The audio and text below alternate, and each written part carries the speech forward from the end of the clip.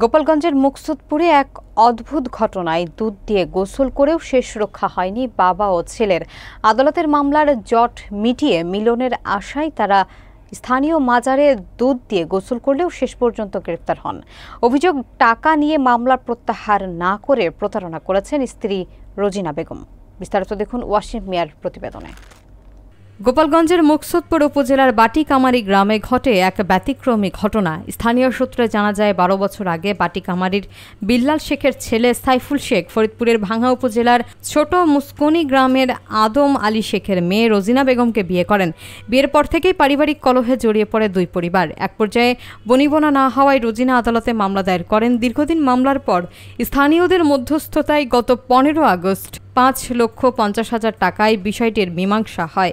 পরদিন 16 আগস্ট বাবা ছেলে স্থানীয় মাজারে গিয়ে দুধ দিয়ে গোসল করে নিজেদের নির্দোষ প্রমাণের চেষ্টা করেন এবং আল্লাহর কাছে শান্তি কামনা করেন।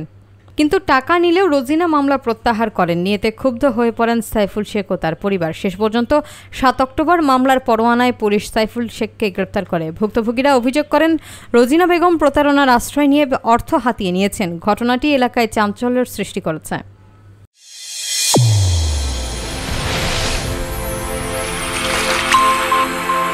চ্যানেল A1 হৃদয়ের স্পন্দন।